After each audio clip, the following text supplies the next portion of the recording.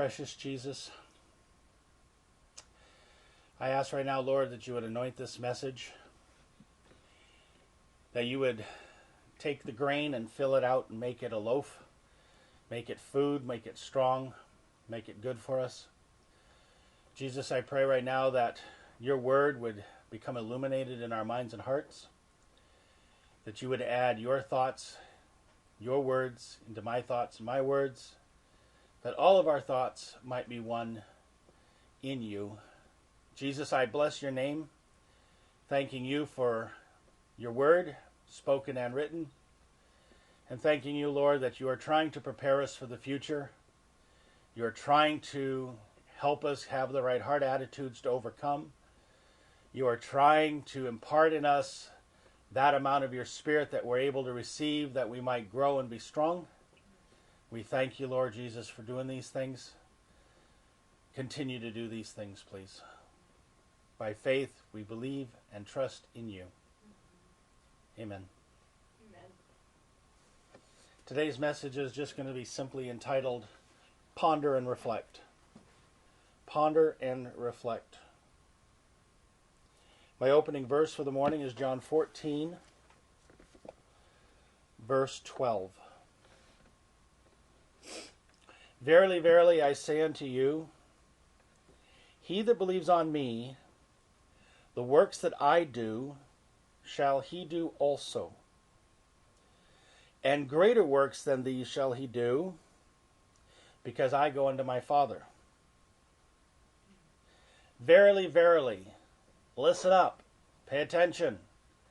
I know I've been doing a lot of preaching, a lot of teaching, a lot of talking, a lot of walking, a lot of miracles, but verily, verily, pay attention. I know you've heard my voice go on and on about so many things, but listen, I have something to say to you that you really have to get a hold of. Anytime you see verily, verily, you know that Jesus is saying, sit down, shut up, and listen.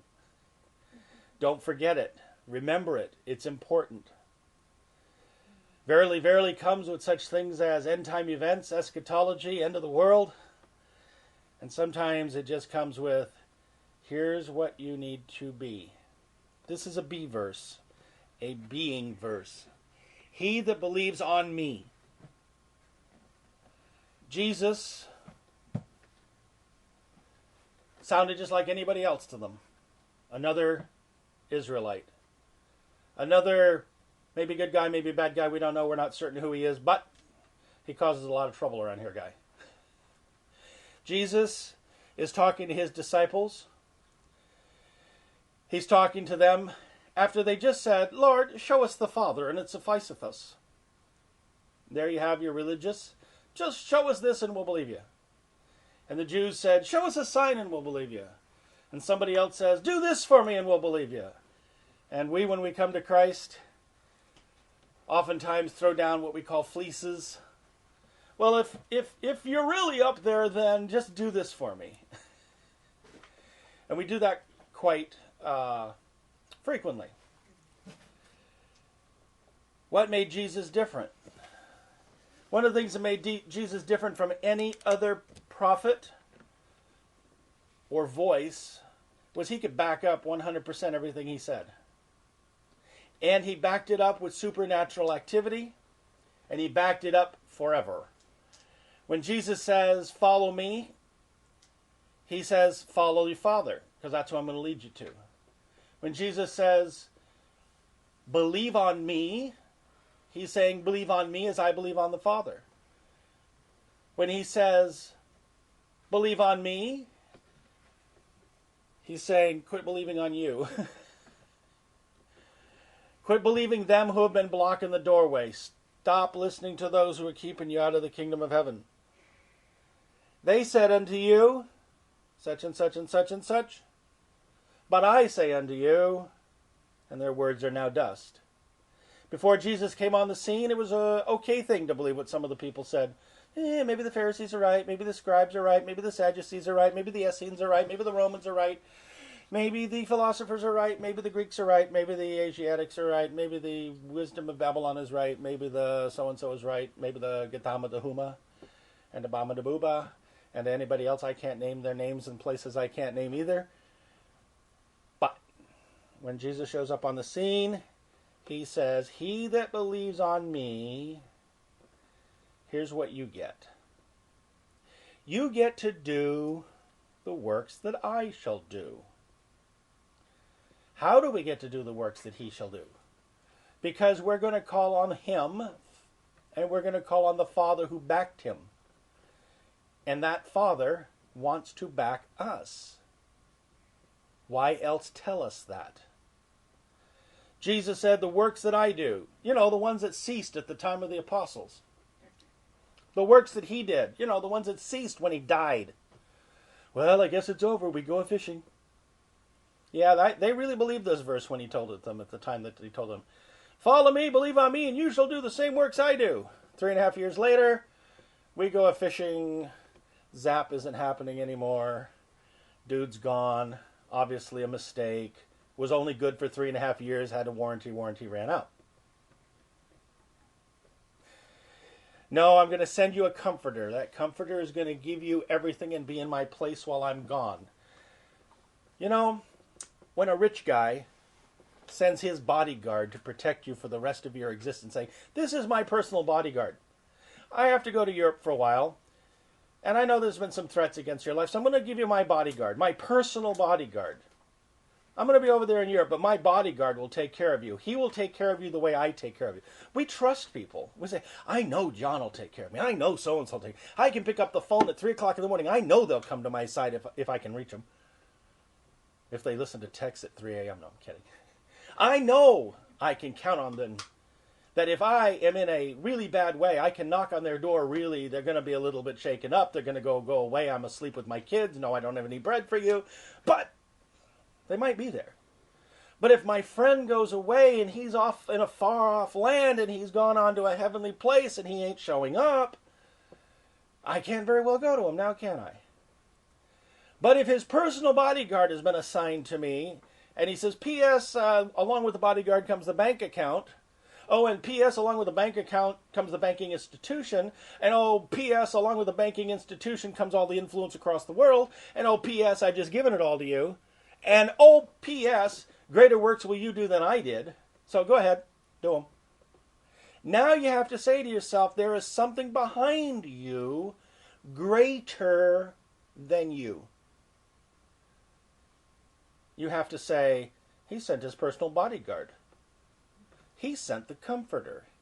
He said, "I'm among a company of angels." What's that all for? I'll tell you what it was all for. Here's what it was all for. Well, time to go home and have coffee. That's what it was for, right? All that greater work shall you do stuff was so that we could come in, sit down, listen, go home, forget it. 1500s, even worse. Come over, confess, go home, forget it. Greater work shall ye do. This is something to ponder and reflect. Not just go, "Oh, that's a nice verse. Isn't that a great promise?" That's a verse to stop and go, what works am I not doing that he did? There's the "what would Jesus do?" Well, I've written, the WWJD. I one day wrote it backwards and said, I want to do a bumper sticker that goes backwards. What would Jesus do? Do what Jesus did. Okay, it's kind of backwards. It's dyslexic, but it's a little backwards. Do what Jesus did. Do you really believe that you can open your mouth and command something to happen? Or do you believe that lesser work shall you do because you're not as good as the Son of God and because he went to heaven and is a long, far way off? Lesser work shall I do because I'm a worm and no man. I'm a fool and not smart and unwise and a sinner, and therefore I shouldn't be doing any works at all. Well, consider Peter, who said, "Don't even bother stepping in my boat. I'm a sinner."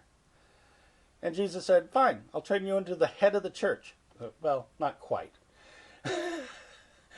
I'll make you a stone. I'll make you a rock. You'll get to help build from there. But consider the man. The guy never got it right. He was brash. He was mouthy.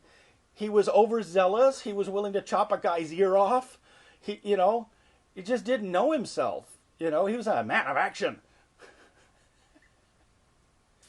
But the truth of the matter is, That same man of action said, if it be thou, Lord, bid me come. If you can walk on water, I can walk on water. Come on, how many of us would even dare, under the current theological construct, to believe that we could walk on water like he did? Jesus did that. That's Jesus. Only Jesus gets to do that. No. Because that, if I could do that, that would be me trying to be like God. And we all know no human being is allowed to be like God, not to be like that's where the problem in the Garden of Eden was. We all thought we were going to be something one day. And that's where the snake suckered us. So as long as we stay below the radar, we live a good, solid, good moral, good Christian, good balanced, perfectly even, keeled, controlled environment walk. But what about the greater works? Greater works. Greater.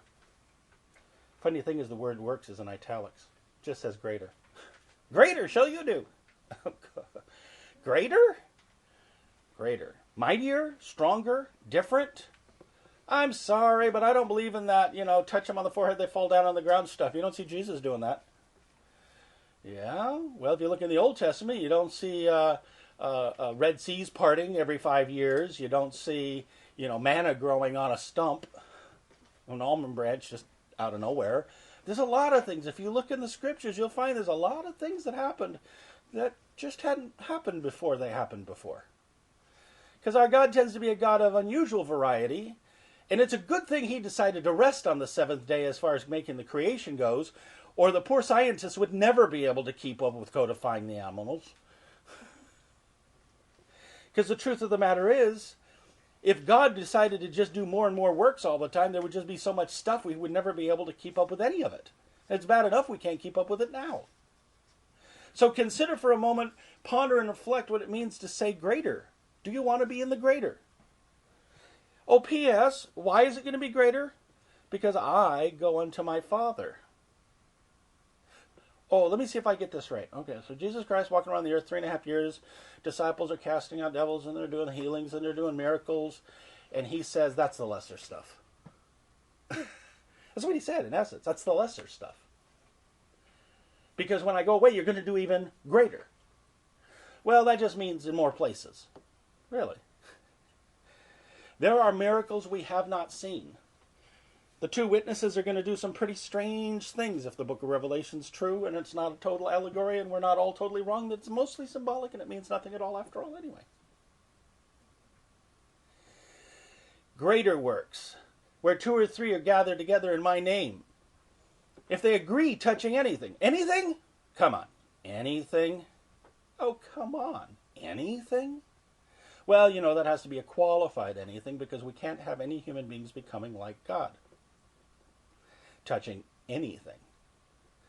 The truth of the matter is, verse 13 says, whatsoever you shall ask in my name, that will I do, that the Father may be glorified in the Son.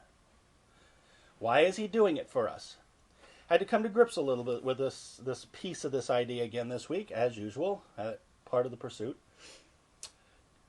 That the Father may be glorified in the Son. Who gets the glory? Not me. Maybe that's a good reason to not put my name on the ministry door sign. Maybe that's a good reason to have presence be the word that's my key word. Because if there ain't no presence, it's pointless. If there is a presence, present, then it's everything. But do you really believe that whatsoever you shall ask in my name? We're still fighting that one. Why? Because we've seen failure in prayer. Oh, people died. People got hurt. We spend so much time looking at the failure rate in the church that we're afraid to do what we need to do, which is to reach for this promise. Let me ask you a question. When you go into the doctor's office, the guy that's going to help you with your spleen, do you first say to him, could you please tell me your fatality rate? I'd like to know how many people you sewed up the scissors into them by accident. Could you tell me exactly how many spleens you've done? Why, I just came out of medical school. You're going to be my first. I'll be down the street. Thank you very much. We do look at failure rates, but we still have to go do what we have to go do because it has to be done, right? I don't know if I like the medical treatment I get from time to time.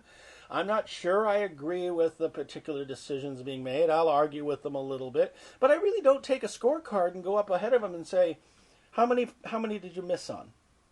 But that's what we do in the church. Before we'll even believe that we should do greater works, we're first going to check all your lesser works. We're going to call up the previous institution and see if you have lesser works there. We're going to do a complete and thorough spiritual background check on you to make sure that you can't harm me. And guess what happens when you do that? When you look for the next great Mr. X, Miss X, Mrs. X, Family X, Couple X, Married Couple X, you end up with lesser works. Because you're spending so much time looking at unbelief that you're not spending the time looking at he that believeth on me. Ponder and reflect. Don't let yourself fall into the trap of lesser works simply because you're afraid of missing the mark or of having them miss the mark. I would rather have somebody lay hands on me, try to reach into the Spirit of God to get the word of the Lord and a little bit of prophecy, than to continue to end up in silence. I would rather have to develop a really good nose and really good ears and having my senses exercised thereof to spot good and evil, that I might see the Spirit of the Lord coming through that wall. Okay, so maybe I might miss a few. Maybe I might not get it right. Maybe I'm going to accidentally disregard something that really was the word of the Lord, and I'm going to accidentally imbibe something that wasn't. Question. Is not your heavenly Father, divine healer, yada, yada, yada, big enough to fix it if you do it wrong? And come back around and go, knock, knock. That last one wasn't me. As long as you're yielding to him, as long as you're saying, I only want to believe what you want me to believe, I only want to hear the Master's voice, I don't want to hear the voice of a stranger. I think that was you, but I'm checking with you. But that's far better than lesser work shall I do because I'm too chicken, too afraid, too uneasy, too nervous, heard too many horror stories. You know, right now I can't get on the roof of my house because every time I go up there I start having flashbacks of every story I've ever heard of somebody falling off the roof. And now I have one more to add to the stack. I always say, I know people can walk on the roof. I used to walk on roofs. I loved being up on the high places. Now it's like I get up there and it's like this story, this person, that person. I have too many stories of people who fell off roofs now. I'm terrified to ask anybody to go up on my roof just for 5 minutes of help. But it has to be done. You know what I'm saying? If you're going to do the greater works, you're going to have to reach. You're going to have to take the risk. We're going to have to see what we can find. We are going to have to reach for the Corinthian model and pray we get close. Everybody else in the church world can sit in safety and peace. But we all know what happens at safety and peace. Moving on to the next verse, Romans 14:23. Romans 14:23.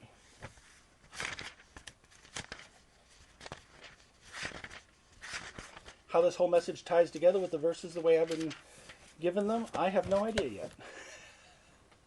So watch for the thread. I don't know where it is yet. Romans 14:23. Second half of the verse is the important part I want to work on. Whatsoever is not of faith is sin. Now, it's in the context of a particular argument, but the principle summary statement, whatsoever is not of faith is sin, regardless of the context it's in, stands. It is true that whatsoever is not of faith is missing the mark. It's a sin. It's a mistake. If you believe on me, you'll do greater works. If you decide, however, to not believe on me, oops, you slipped. If you build your house on a rock, good. If you build your house on sand, whoops, slipped. The difference between an accident and not an accident is how many seconds? Huh? Milliseconds. That's the correct answer. It's below a second. In fact, it's so below a second that just as you're starting to have the accident, your brain is cataloging it going, you're about to have an accident. And there's not a thing you can do about it. Whoops! You slipped. I had a mini accident with the plastic extension to the keyboard to my computer. Little hand wrestling to protect me from getting carpal tunnel. I picked up my keyboard, turned it sideways, it popped off from the little hooky things that were on the side. It fell neatly between my table, my chair, my leg, and my foot to go precisely across the top of one of my little toes at just the right angle for the plastic edge to go slice, and took off a piece of my toe about that big. That big. Why didn't it hit my foot, my knee, the chair, the table? Why didn't it reflect and bounce and turn? It just was like an arrow that somebody put in a sling and said, ready, aim, toe. Tunk. It was perfectly shot. Just slightly. If I had moved that tray just a little bit differently, evenly, flatly, smartly, closer to the table, further from the table, not near the table, you get my picture. If I'd have worn slippers instead of having my toes out there in space, how did this little plastic thing that weighs less than I don't know how many ounces in a microsecond make such a big dent on little me? I don't know, but it took a little while to turn the little red stuff off from coming off the top of the toe at 3:30 in the morning, and I wanted to go to bed. Why the example? Because in the example is everything. In a second you miss the mark. In a second you can go astray. In a second you can go from faith to unbelief. In a second, life can change. So what we should do is keep this one like a picture in front of us. Whatsoever not of faith is, whoops, sliced your toe. Whoops, cut your finger. Paper cuts, love paper cuts. Don't you love paper cuts? Paper, pulp, is not a tree. It should not hurt me. I crunch it, I munch it, I throw it, I rip it, I tear it, it cuts me. It gets one weapon against me for all the things I get to do to it. If I use it incorrectly, accidentally. If you use your faith accidentally, incorrectly, you might actually cause a cut. If you speak unbelief at just the wrong time, somebody who's going along in faith, and you just have to mutter that one line saying, well, I suppose that's possible, but probably not likely. Just a slight cut is all it takes. An entire day of people going, well, God thinks, and God isn't, God isn't, God isn't. If this God were. You don't even realize you're getting paper cut by this thing. You don't even realize you're getting little side effects of sins of people's mouths and little swords coming out of their mouths going boom, boom, boom, boom, boom, all day long. You better have your shield on. You better have your helmet on. You better make sure your sword is at least flashing. Because you don't know. But anytime your soul feels that little ow, ooh, ow, you better check to find out if you just had a slip. Whatsoever is not of faith is sin. Now the good news is, we all know what the good news is. The good news is God has these little drops that you can put on your wounds called grace and healing and love and mercy and a few other things. Say, God, I'm bleeding again. I opened my big fat mouth and out fell a dagger of unbelief and it stabbed my toe. And my walk's now not right. Okay, here. Let me put a couple of drops of healing on, give it a little time to recover, and keep walking. Thorns and thistles, what a life. God never intended us to live this way. He intended us to live in a wonderful place of a garden with all these animals walking about with their furry coats. And no faith needed in that place. Well, actually, that's probably not true either. If they had a little bit of faith, they might not have eaten the fruit. But, you know, the chocolate tasted good. Faith Keep it strong. Keep working on it. Faith in Him. Talk to Him. Ask Him to help you increase it. Ponder it. Matthew 10:8. Matthew 10:8.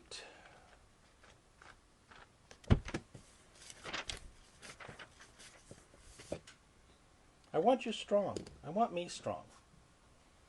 Jesus wants us very strong. Matthew 10:8 reads, heal the sick, cleanse the lepers, raise the dead, cast out devils. Freely you have received, freely give. I want to couple that one real quick, just to keep your finger there, with Mark 16. 16:17.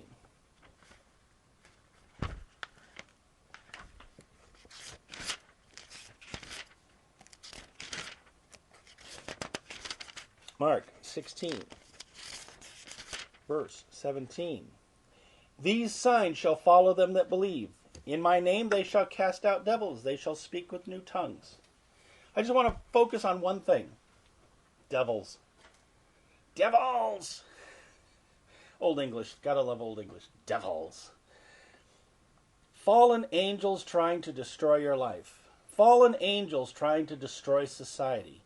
Fallen angels trying to make an empire of their own, that they might raise up a new building called Babylon the New, high into the heavens, which says, there is no God, there's no one here but me. Just me. Me and my ideas and my religions and my way of doing things, me. And to support me are going to be all my minions, and my minions are floating around in the invisible worlds. You can't see them. Ha ha, they don't exist. I don't exist. I'm a serpent. I'm hiding in the grass. You can see the grass, but you can't see me. I'm the serpent. I'm hiding in the dust. You can't see me. I'm the serpent. I'm hiding under a rock. You can't see me. You won't see me till I strike. Really. Jesus walks into town, and the first thing he starts doing is overturning rocks. Spirit of infirmity. Didn't say infirmity. Spirit of infirmity. Get out. Unclean spirit. Not just unclean. Not just the soul of the man unclean. Not just the body of the woman under assault by natural conditions. Spirit unclean. And he healed many who were oppressed of devils, demons. Why do we have this? Why did Christ do this for us? I'll tell you why. Step back. Let's go back into the Wayback Machine. I like the Wayback Machine. Back. Go back to the days of Job, sitting there going, I don't know what the Lord has cause against me for. I've done everything right. I've given to the poor. I've done this. I've done that. I've done this. 3 friends sitting there. No, there must still be sin in your life somewhere. For surely the Lord would not, blah, blah, blah, blah, blah, blah. No, if I had a man to plead my cause with the Almighty, he would tell him. If I had a defense lawyer, he would tell him. I've kept my heart. I've prayed for my kids. I've watched over the society I'm in. I've been sitting in the gates of the city. I've been bringing strength and truth and morality and everything else into the land. I've blessed. I've cursed not. And the 3 said, but there still must be something wrong with you. Otherwise, it must be you. It must be you. It must be you. It must be you. And all the while, up there in the heavens, somebody, personally I think it was Elihu, knew what was going on. Somebody saw crawl across the ground. Where have you been going? Oh, just to and fro in the ground, under the rock, and in the trees, and in the bushes, and in the grass. Hanging out at trees. You know, I like doing that. Trees are great for me. But when you read the catastrophe on Job, it's the Sabians came down, and the so-and-so did that, and the winds turned, and the house fell down, and nature did it. Other nations did it. Other armies did it. Bands of brigands did it. Certainly not me. No. God did it. God did it to you. God says, though you provoke me against him without cause. You don't have a cause. He said you don't have a cause. Satan says, yeah, I do too. I do too. Entire human race is under my control right now. I do too. Jesus comes along now later, and the first thing he does, as it were, is he reaches his hand up to this curtain. The curtain of obscurity. And he takes it and he goes, rip! Behold what's been troubling you all these centuries. Behold the kingdom of darkness. They didn't even have a clue about the kingdom of darkness. You know what the kingdom of darkness was to them in the Old Covenant? The nation across the river was the kingdom of darkness. The Babylonians were the darkness. The Hittites and the Ittites and the Bababites and the who knows whatever ites. They bites. But the truth of the matter is, this invisible assault has been going on for a long time. As a lion seeking whom he may devour. You know, one thing when you watch the History Channel that I don't like is you get to see the food chain. Animal food chain. I don't like it. You see things slithering in the grass. Lions, whatever. You know, cougars. They don't go, hi, I'm a cougar. I'm going to be attacking you now, gazelle. Get ready. 1, 2, 3. No, they go creep, creep, creep, creep, creep, creep, creep, creep, creep, creep, creep, creep, creep, creep, creep, creep, creep, creep, creep, creep. Nobody's around. And the fight is on. Does that sound like a way to do spiritual warfare? Does that sound like a way that Christ wanted us to win that battle? That we always have to pick up the phone after we got this thing on our neck going, and we're going, okay, put myself back together here. Wouldn't it be better if we became the hunters and they became the hunted? And isn't that what Jesus demonstrated? But that means then we're going to have discerning of spirits operating. We're going to have word of wisdom operating. We're going to have word of knowledge operating. We're going to have spiritual eyes that are enlightened and can see things. We're going to have to know the mind of God. We're going to have to see the strategies of the enemy. We're going to have to anticipate. And we're going to have to go, instead of going, oh no, society is going downhill. Can you see it rolling?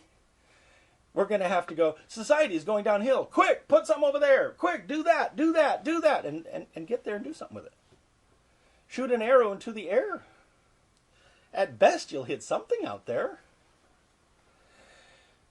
I think we need to realize that we are not alone.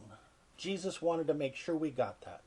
We have come to an innumerable company of angels because he had to warn us that we're an innumerable company of assault.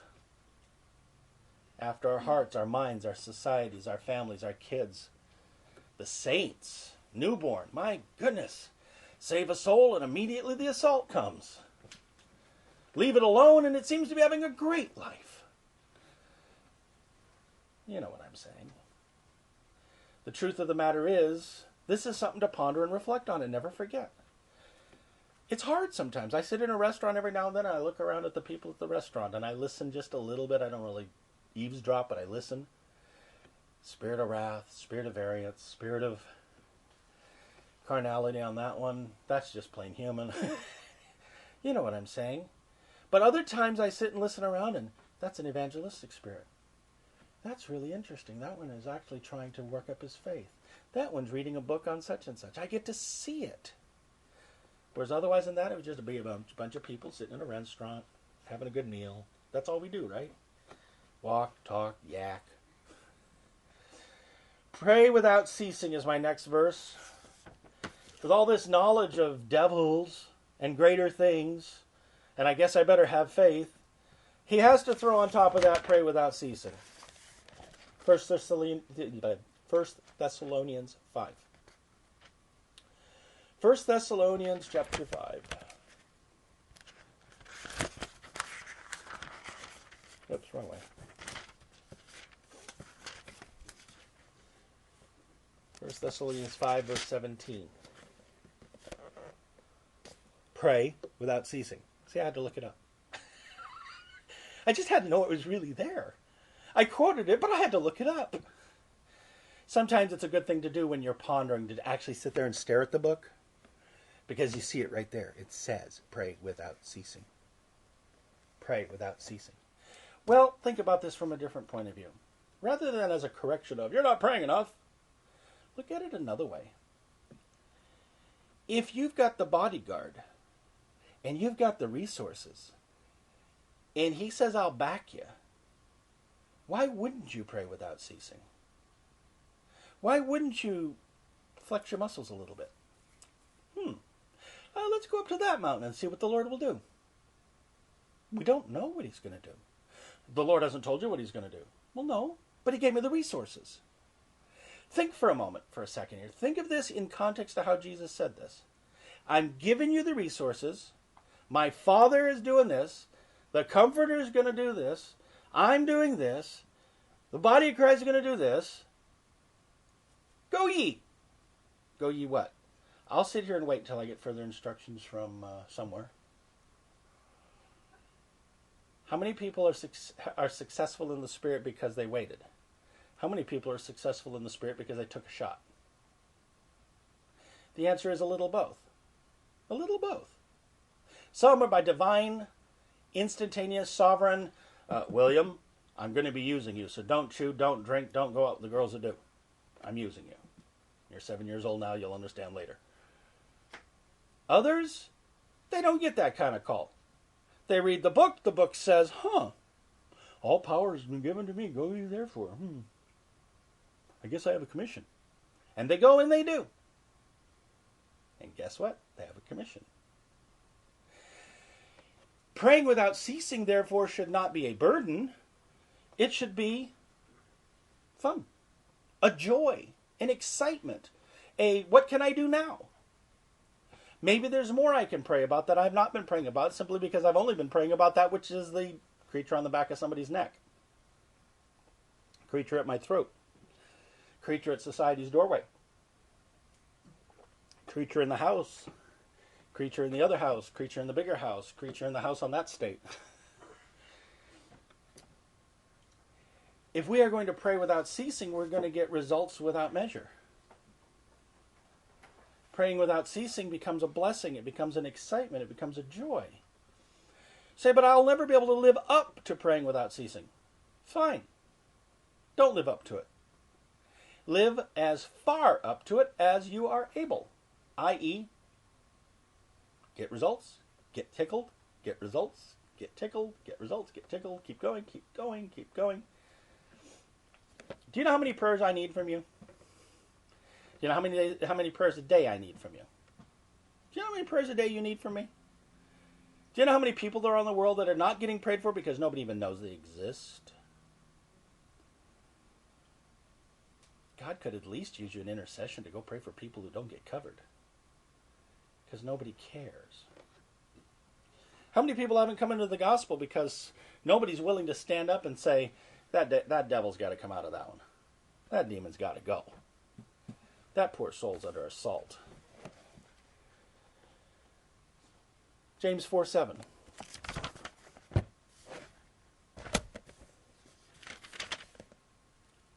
Submit yourselves, therefore, to God. Resist the devil, and he will flee from you. No, that's not really what's going to happen. If you resist the devil, what's going to happen is the terrorists are going to attack you harder. And if we'd have just been nice to them, they wouldn't have blown us up. If we could have just had a peace treaty of some kind with the devil, he would never have attacked us anymore. Perhaps we could have given him half of earth. Perhaps in the great divide, when God divided the heavens and the earth and the waters from the above from the waters below, perhaps he should have designated all of the continent of A, subprime A, and prime real estate B to the dark side.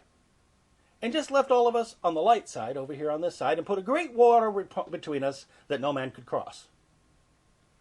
And all the descendants of the light side would be happy in light side people, and all the descendants of the dark side would be happy in dark side people, because they'd all be happy because they'd be within their particular kingdom. What do you think? Would it have worked? Nah. Somebody had invented planes and we'd still get bombed. Somebody would have found a way to cross that ocean, because they would have heard of a rumor of a place in another town that was better than theirs, and they'd have come to get it. Evil hunts. Get the point. Evil hunts. You don't have to have a verse that says, resist the devil unless the devil is coming at you. Ever think about that? We always say, resist the devil. Resist him. Yeah, that means he's pushing. That means he's trying to sneak in around the edges. Why wouldn't he? It's to his advantage to. He would want to rewrite laws and times and seasons to give himself a little bit more rope so that he can hang people with it. He would want to come in and take a thought out of your mind today and another thought out tomorrow and another thought out the next day, so that at the end of the week you don't have the mind of Christ anymore. Well, just replace one good faith thought with one minor modification doubt. And at the end of the week, you won't even be calling on God at all. Because you'll neither be in unbelief nor in belief. You'll be in his happy house, doing happy hour between 3 and 7. If we resist the devil, he will flee from us. Well, I don't know if it's the devil or me. Doesn't matter. If it isn't in line with God and you resist it, you'll find out if it kicks back. Shoot. Shoot hard. Resist. Push back. The pushback is necessary because it also strengthens you.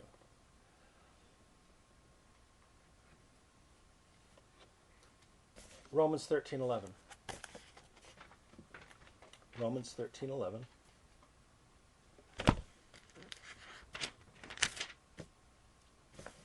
We all need to push back. Nobody's perfect at it yet.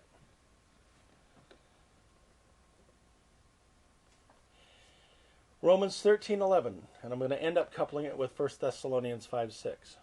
13:11. And that, knowing the time, that now it is high time to awake out of sleep. For now is our salvation nearer than when we believed. Now is the time to awake out of sleep. Who was that written to? Book of Romans. When was that written? 2,000 years ago. Did they wake up? I don't know. Are we awake? Are we here? Do we know? 1 Thessalonians 5:6. Therefore let us not sleep as do others, but let us watch and be sober. For they that sleep, sleep in the night.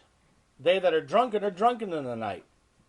But let us who are of the day be sober, putting on the breastplate of faith and love, for a helmet the hope of salvation.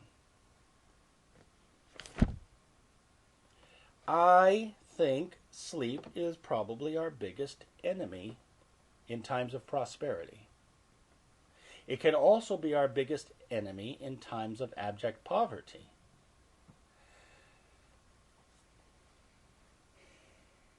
"2,000 years ago, the church was warned, do not go to sleep. What did the church do for the next 1,600 years but snore? You say, but it survived, it still did things. Yeah, sort of. But the power went out. The light went out. The truth got lost. And when one reformer shows up, they try to kill him. When another reformer shows up, they try to put him to sleep. All they wanted was sleep. All our enemy wants is for us just to go to sleep. Now, if you had somebody walk up to you, as it were, with a spinning wheel, ready for this? And he puts it in your face and he goes, you are getting sleepy. What would your natural tendency be?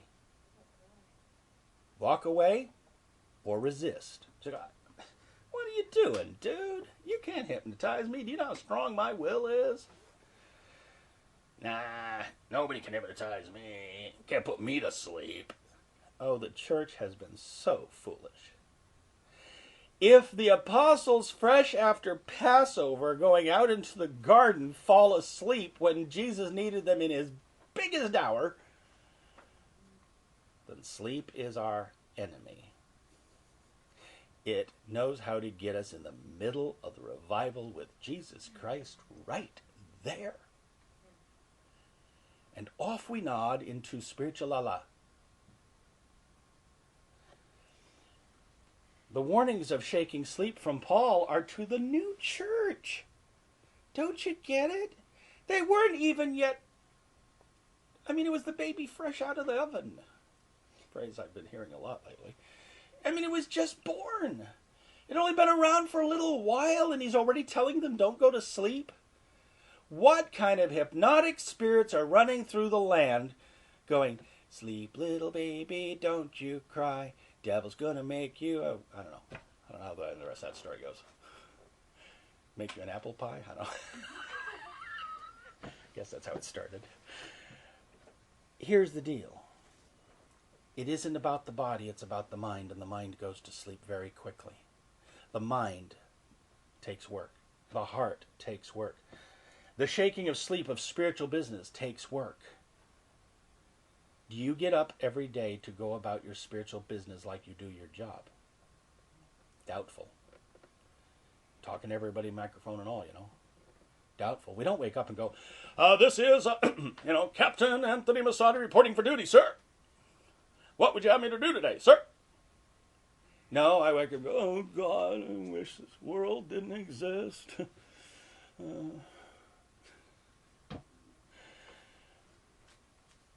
We're so naturally minded, we don't even stand up and salute. Jesus walks by. Oh, that was Jesus walking by. Army, attention! No, we don't do that. We're not military. We're civilians. Civilians don't attention anything. Well, we do attention our boss when he walks by, just on the chance that we don't want to lose our job, because after all, that's a financial drain and a problem, and it causes trauma and drama. So him we give honor unto. But our Heavenly Father, unfortunately, sometimes we fall asleep right in His presence. Not really. It was the preacher. He preached long. Not really. It was the they had a late night service and it went till 3 a.m. and they were just doing all those healings and miracles and stuff. And after a while it was, and I'd seen them all. I saw 42 miracles last night, and that's cool. I'm going home now. I'm not chastising anybody for going home. I'm just simply saying that's how we are. And we should ponder about that. We should ponder about how easily it is for us to... I should stop saying this word sleep. We should ponder this. We should say, I will not rest until all His enemies are under His feet. He's not resting. Acts chapter 2, verse 1. 2 verse 21. Acts chapter 2, 21.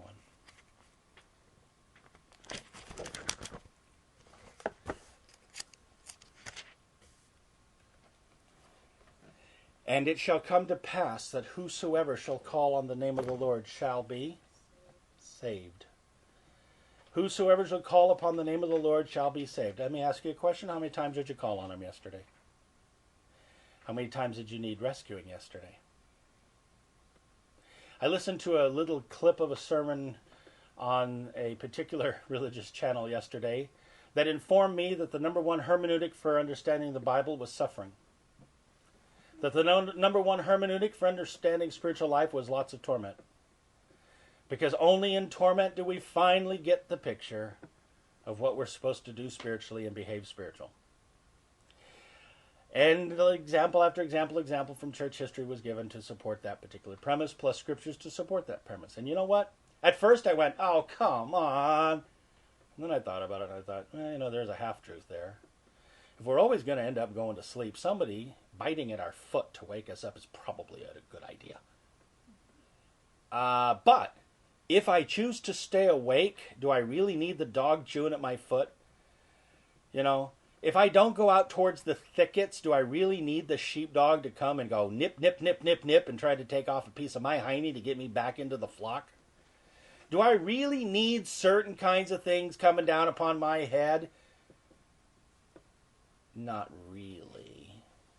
Not if I am diligent, I am on my toes, I'm on my guard, I'm advancing, I'm attacking the gates of hell instead of the gates somehow attacking me like most people picture it. The gates of hell shall not... Yeah, I always see the gate attacking them. That's because the resist the devil part statement. If we can't get our oomph up, then God's going to have to get us up with oomph. What kind of alarm clock do you have to keep you up? What is your spiritual alarm on the inside that wakes you up and goes, ringy, ringy, ringy, you've not been spiritual for a week. You're asleep again. I have a few. I hope you have a few. You need those alarm clocks. You probably need to get a good loud cuckoo clock. We were looking at cuckoo clocks in Leavenworth. It's on my mind. I remember the loud cuckoo clock one of my aunts had. Every hour. Ring bells, whatever. Perhaps we should do that. Maybe we should set a little alarm once an hour by our chair, and when it goes beep, beep, beep, beep, beep, beep, beep, we go, 2 prayers to the Lord right now. Maybe that 3 times a day thing facing whichever way is not a bad idea. If it's going to keep us awake. If it's going to keep us pushing. Yeah, I think I'd rather just pray without ceasing, thank you, and stay off my knees, which could kill in me. Catch the point. If you're not awake enough, then maybe we need to give you some rituals so you do. A little alarm clock ringy-dingy. A little trials and tribulation dingy-ringy-dingy. Maybe a little earthquake through the land. Maybe some famine, some flood, some pestilence. I don't know. God doesn't seem to think like we do. Neither does the devil, quite frankly. We like peace and safety and comfort. The devil likes chaos and turmoil and disaster. God loves change. I think I'd just want to change. I think I'd like to forego the other parts. The truth of the matter is, if we call upon the name of the Lord, he will save us. But wait, what if we didn't fall off the cliff as we were walking around the edge, so he didn't need to save us? What if we were walking in the way and we didn't step off the path to the left, go down the hill, and end up someplace in arena? You know what I'm talking about. What if we didn't deviate? Well, then maybe we don't have to have the thorns and thistles stick us in the foot. It is inevitable, being flesh, that we will fail. Or is it? Spiritually minded is life and peace, correct? They that call upon the name of the Lord will be saved. What about they that call upon the name of the Lord before the thing happens? Can they be saved from something before it even happens? Do you believe that God can redirect the future upon a request before it ever arrives, so you don't have to be in the path? How many times have you heard of, seen of, or even been involved in any kind of an accident where you say to yourself, if I'd only left 10 minutes sooner or 10 minutes later? All God had to do was delay you by 10. We have real stories of God doing that for people. Weird little things. Person who lost their keys and happened to not be in the intersection at that time. Or person who did this or that. Or they felt to do such and such and they were alerted and they didn't understand. Or 10 minutes, 5 minutes, 2 minutes. There are a few things in my life I wish I'd have turned left on. There's a Doctor Who episode that I happen to like that's called Left. She turned a clicker on her car to go right. She'd never get to meet Doctor Who. If she turned left, she gets to meet him and change the universe. I happen to like Doctor Who. But the point is there. If we could just make that turn at exactly the right time, if we could make sure that we stay focused, if we listen carefully. And what about our brother and our sister and people around us? While we're so worried about making the turns of our own life, what about the turns for their life? Am I my brother's keeper? Genesis 4:9. Am I my brother's keeper? Cain seemed to think he wasn't. Cain didn't want to address the issue. Where's Abel? I don't know. So am I my brother's keeper? You should be. Should have been. And worse yet, you shouldn't have killed him. You should have kept him. You should have protected him. Yeah, you're your brother's protector. Revelation 22:17. Want to write that one down? Revelation 22:17.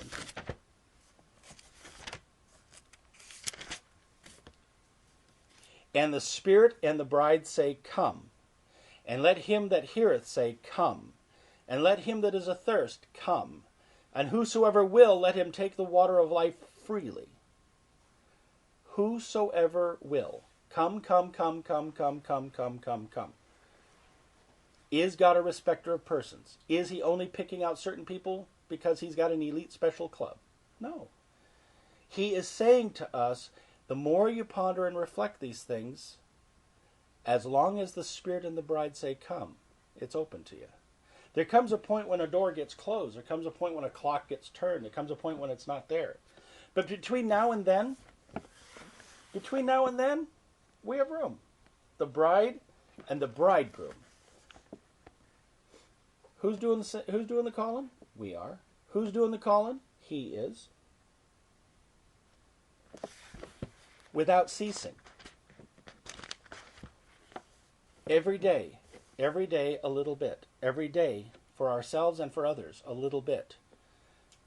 We cannot change everything overnight, but we can change one step at a time. The bride and the bridegroom one day will not be in the land. Did you know that? The bride and the bridegroom one day will not be in politics, will not be in economics, will not be. What happens when the bride and the bridegroom aren't saying come anymore? Would that really happen? Could that really happen? Could there come a point in time when the gospel is shut off and the world is left without the message? Don't want to be there. Don't want to see it from down here. That's for sure. In the meanwhile and between while, Luke 4:18 is where we live.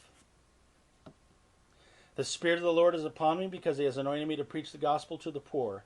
He has sent me to heal the brokenhearted, to preach deliverance to the captives, to recover his sight to the blind, to set at liberty them that are bruised, to preach the acceptable year of the Lord. I just want to focus for a minute on heal the brokenhearted.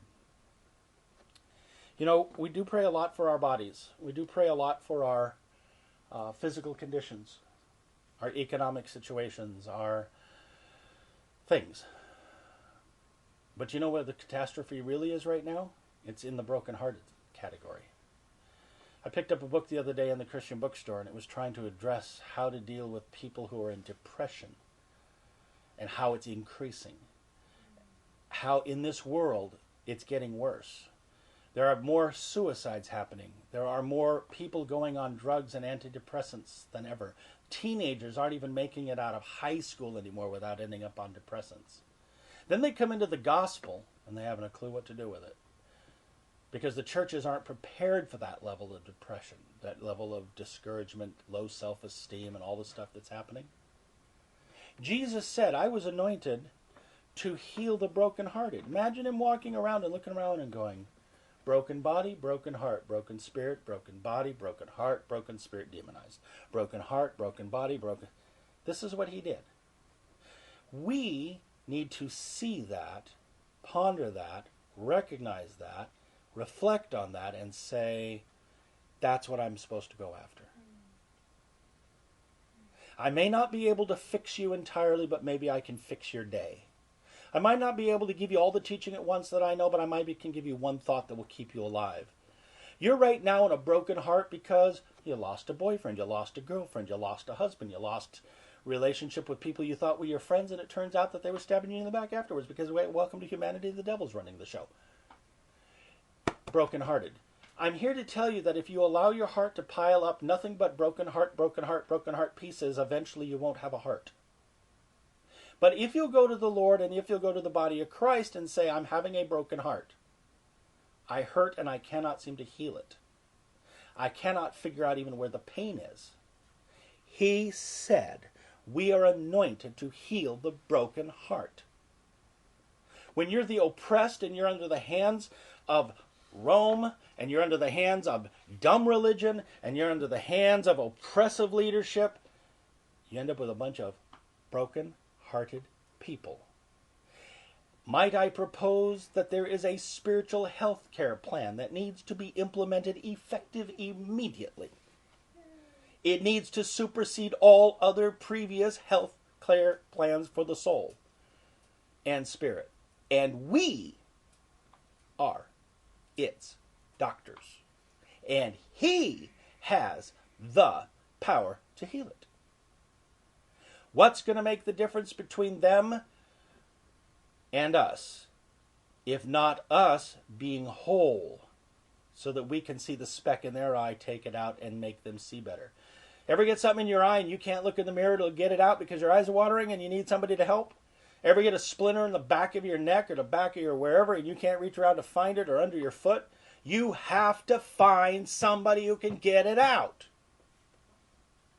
They might be calling on the Lord going, save me, save me, save me. And the Lord goes, doctor, ASAP. Or what does that know? Stat. Stat. 10 intercessors here, stat. And they're all down there in the who knows where. And the patient's bleeding on the table. We don't really look at spiritual business as life and death threatening. Oh, they just got, that's just that's just John. John has these problems. He just goes his wings out every now and then. And Susie, she just has this, she grew up in an abusive environment. And in that abusive environment, so that kind of led to the psychology. We understand Susie. That's just Susie going on. And, that's her normal broken-hearted status. I mean, you just, give her a drug. If we would come in with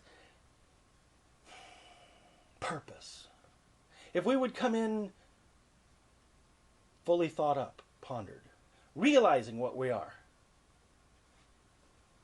we'd go after the brokenhearted. Maybe if we heal the heart, their faith will increase. If their faith increases, maybe their physical changes will take place that they're looking for. Maybe we're trying to pour all this healing on the body. And the heart on the inside is so fractured out, it's just putting out more things. And if not that, perhaps the enemy's just standing behind the curtain going, oh, let's see, okay, well, I gave them about 3 days rest. I'll push them into that circumstance now. Let's see if I can break their heart another way. Here. Hey, let's cause this disappointment to happen to them. And day after day after day after day after day, and the psychosomatic illnesses take place, and then the real illnesses take place, and, I think I'll just bring a wind and knock the house down.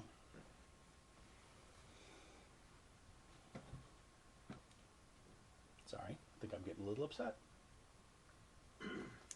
Our enemy is vicious. Our enemy is cruel. And we are getting damaged while we are fighting to survive. We need the prayers of the saints to heal up the brokenhearted and to preach deliverance to captives. We all have traps we're stuck in. 1 foot in a trap and 1 foot trying to walk, and we're dragging the trap. We need somebody else to get down there and put the pressure on right to pull that trap off. 1 Corinthians 14:1. Based on everything I've said up to this moment, is this verse not the cause, or not a cause, a champion cause? 1 Corinthians 14:1.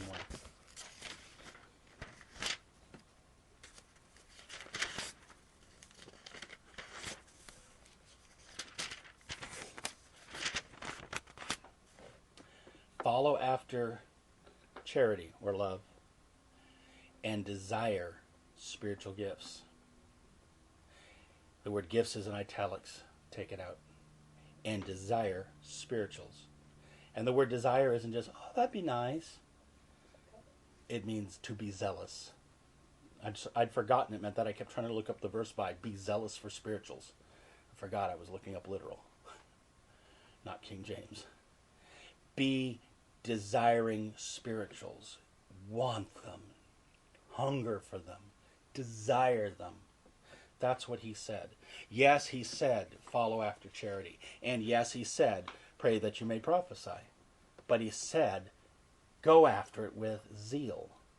If we've got this many brokenhearted, and we got this much of a warfare going on, and so many invisible things that we'd rather just not pay attention to because we have more important things to consider in our lives, as we watch people die. A friend of mine right now is in the hospital. I don't know if he's out yet or not. He whipped. Did a great job of whipping the adversary and his body's problems. Now he's back in the hospital again because it attacked him a different way. I was so rejoicing in his victories in God and the wisdom God gave him and the fact that he'd overcome and that he was ahead of the game, and now he's back, just bam, just like that 1 year later? 1 year later. Something went wrong. Tick, tick, ticker went tick, tick, tock. Pray for such a one. He fought. He fought back. He proved that Christ could come through the first time. Now he's got to prove it again. But now it's a tougher battle. Now the teeth are in a little deeper. We are in that place where we need everything on. Let me ask you a question. Would you get into a jet and put it in gear and head down the runway before you made sure all of your dials were working right? You would not. You would not. Yet we habitually do that in spiritual business. We don't make sure our gifts are operating. We don't make sure the dials are reading. We should, and we should fly. And we should fly far, and we should fly fast. But the hunger, can I give you that hunger? No, you gotta go get it yourself. You need to go and acquire that hunger for yourself. There's nothing I can do for that. All I can say is, follow me. I'm hungry. Are you hungry? To desire something so zealously that you will not let go until he blesses you, even if it gets you a crooked leg afterwards. Wrestling an angel all night long. Well, I asked the Lord if he'd give me that gift. I asked him a couple of times. He didn't give it. Oh, really? How long was that wrestling? 5 minutes? 2 minutes? Minute and a half? 2 days? 3 times 4 days? You wrestle it until you get it. You wrestle it until it's yours. You want as much truth, as much presence, as much anointing as you can handle. And then you want to say to him, give me more. Because you got to cope with it. You know what bodybuilders do? They give up after the first set of barbells go on, right? 25 pounds. I did it. Woohoo! Ha-ha! I'm a powerhouse. And somebody goes, that was pretty good. Here, let me grab this one over there for you. Clunk. Clunk. Hey, I got it up. Clunk. I know. I used to do barbells, you can tell. I did them upside down. No, I'm kidding. I'll never forget the feeling of those barbells when I was doing them as a kid. That was the one thing that scared the life out of me. Because they're free fall, you know. And you push them up, and there's the bar, and there's your neck, and there's the rack just a little bit behind you. And you're wondering if when on the way down, you're going to miss it and cut your head off. I'll never forget that. First time I did. And then when it did come down and you get about this far because your muscles can handle it up, yay! Now take it down. Down. Yeah, take it down. Get about right here and your muscles goes, are you kidding me? And that resounding rack echo of steel as your whole thing shivers and shakes because you dropped it. Your entire 75 pounds. Okay, I was a very thin fella, you know. If we don't exercise our spiritual gifts, God doesn't need to put any more barbells on us because we can't cope them. But if we do exercise our spiritual gifts and we desire more, he will increment them. He's not going to turn you into a Moses and William Branham overnight. He didn't even do that for Moses and William Branham. He took a while to get them up to par before they could start going zap and have to be told don't zap so much. They had to work up to it. Be zealous for spiritual things. 1 Timothy 6:17.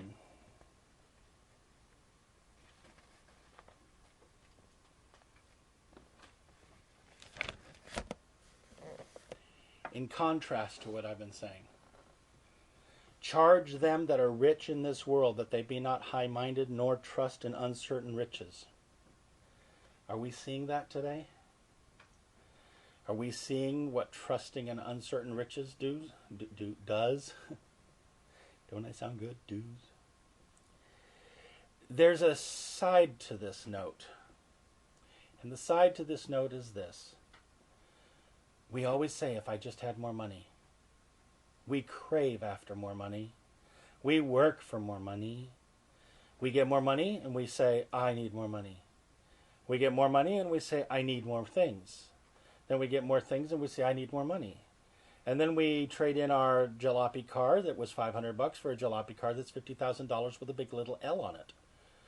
And then we look at that one and we go, oh, I don't know, that one's not so cool. It's missing a certain bell, whistle, or whatever. I think I'm going to trade my L in for an M. And then I'm going to trade my M in for an X and my X in for a T. I don't know, maybe I'll take it all the way up to an H. Maybe I'll get a stretch H. but I need more money. We do that all our days.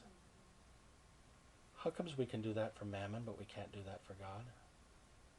How comes we don't reach like that for him and go, oh man, I got to have more God today. I'm short. I went to write my spiritual check and I came up powerless. Oops. I can't pay my spiritual power bill. Anybody out there can lay hands on me that can charge me up? Apparently I need to go tap my MasterCard again, spiritually speaking. If we could get to the place where we realize we've been putting our trust in riches, whether we mean to or not, we don't even realize we're doing it. We're not the rich doing that sometimes. Sometimes the poor do it too. The rich trust in it because they think it'll save them, but then they know perfectly well. Look at how many people lost buku bucks out here in the markets. They trusted in their 401s and 305s and 207s and whatever number you want to put on it. Now the big thing, gold. Man, if I turn on another channel and hear somebody tell me how great gold is, I'm really beginning to worry that we're going to build a golden calf and have to drink it. Gold. Everything's better because of gold. Gold. Gold. And before that it was what? Oil? Before that it was what? Something else? Trust not in uncertain riches, but in the living God, who gives us richly all things to enjoy. There's our contrast. We should at least push ourselves to every day worrying about not having enough of God like we do about worrying about not having enough to pay our bill. P.S. It didn't say, but in the living government, but in the living nations, but in the global economy, but in. Trust in me. Hearing an echo right now. Trust in me, said a snake in a certain show. The problem is our hungers have been built, fashioned, and formed for us from the time we came out of school, from the time we were little kids. Do you know little kids don't worry about riches? Mom and Dad got it covered. Then one day, the cold breeze of the Arctic blast of finances hit us. Boy, did that turn our ears cold and our eyes frozen. Where's Mom and Dad now?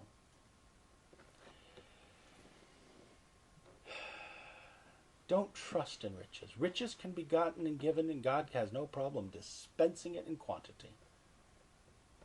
If you don't trust in it. But see, we learn how to trust in it way early on when we've only got 5 cents and a quarter to our name. Then we get $500,000 and $250,000 more, and we're in the same boat. Because we haven't changed our trust factor. That's how it happens. MC Hammer, who's a brother now, when he was in his heyday, wrote that song, You Can't Touch Me. Or You Can't Touch That. Talking about himself. And a year later, roughly, I think, he lost it all. I always thought it was weird.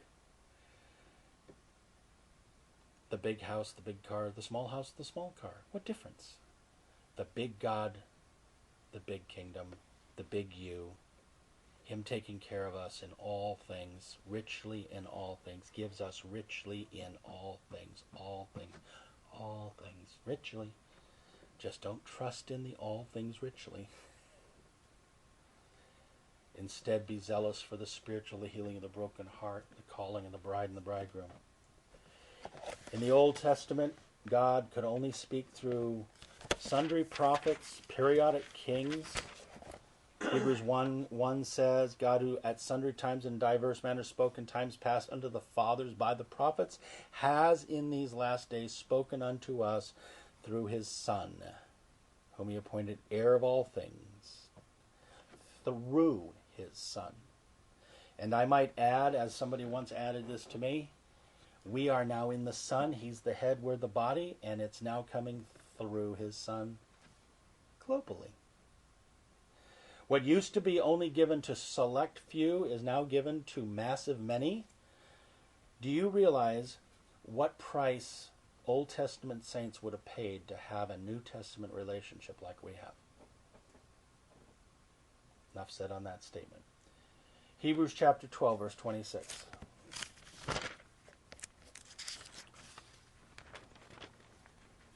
This verse to ponder and reflect on seems out of sorts with the sequence a little bit, but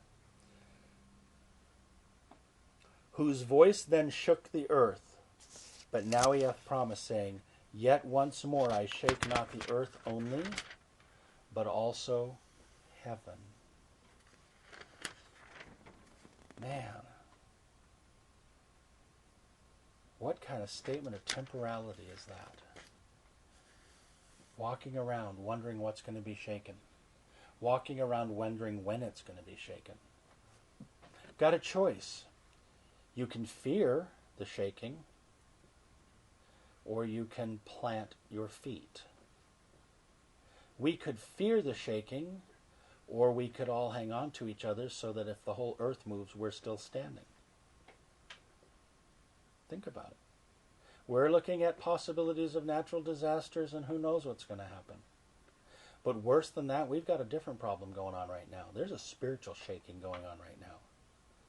There's a shaking of ideologies and spiritual ideas, and are you left and are you right, and are you in the middle, are you this or are you that? And we want these words eliminated out of our vocabulary in the universe. For starters, the word God needs to be eliminated. Let's get rid of that one first. We're just going to wipe it out. Let's get rid of the idea of religion. Let's wipe it out. There's a shaking coming from God's side. So, really? You want to pretend I don't exist? Here. Gabriel, they're doing it again. They did it just like before. I know, boss. What do you think we should do? I don't know. Just hear the angels all standing in a line going, oh, we're going to have cleanup duty. And when God does a shaking, let me explain God for you. There's two ways people look at God when it comes to the word shaking. Here's God shaking. Listening to me. That's how we visualize God shaking the earth. Judgment and fire and fury. Now let me describe to you how God does shaking. Tap of the button. He puts barely any energy into it. Devil, flick. This is how God does business. I'm going to shake the earth. I'm going to blow on my church. I'm going to bring the baptism in fire and the Holy Ghost.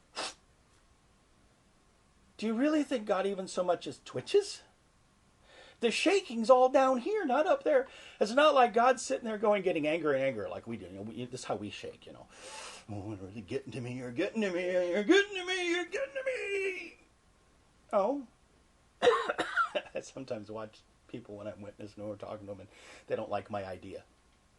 And their face starts turning a different shade, and their eyes start turning a different shade just slightly, and steels up a little bit, and you can just tell they're starting to shake on the inside. They're just shaking because they're getting angrier. God doesn't have to do that. He just goes, no shaking. I'm not going to be the one shaking here. However, if I were to shake, it would look like this. Stop for a moment and consider how significant the word shaking is. Look at history and tell me if he hasn't shook it a few times.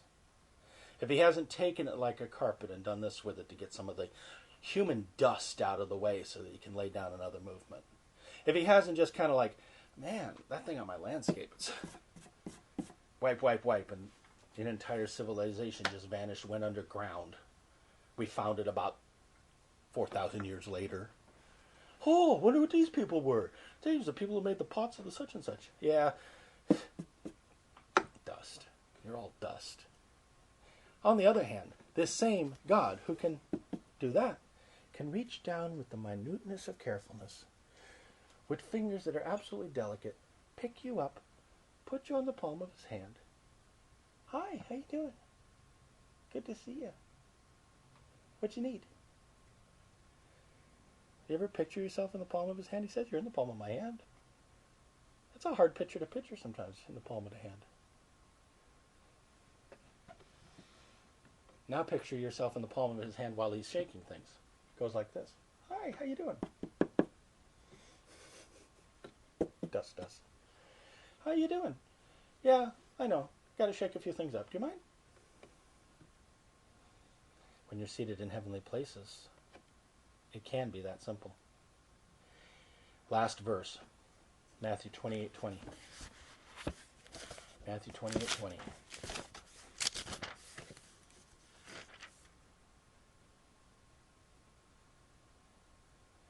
Lo, I am with you always, even unto the end of the world.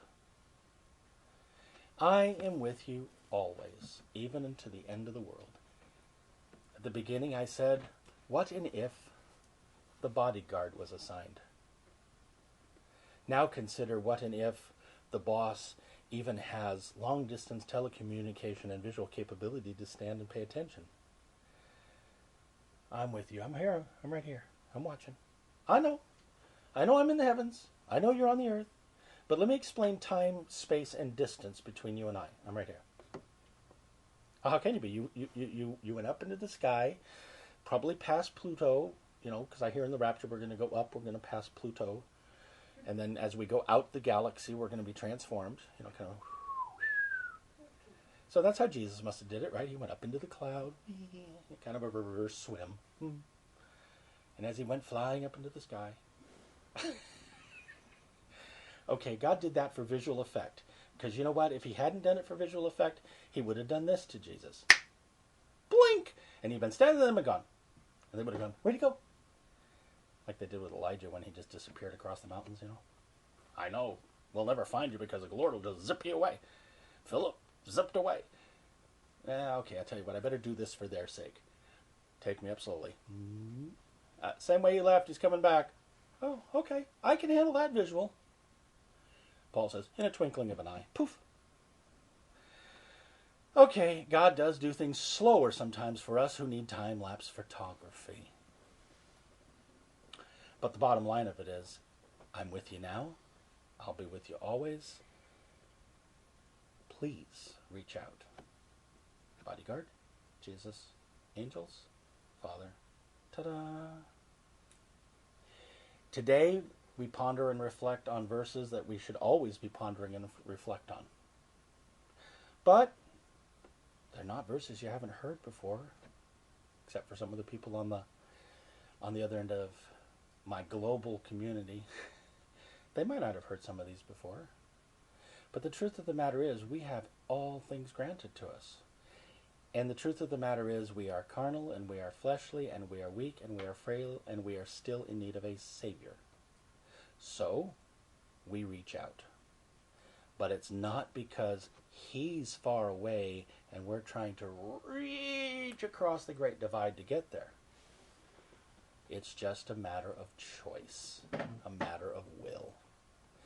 And with that, this message is hereby concluded. Jesus, thank you for this message. Thank you for your word, which has life in it. Amen.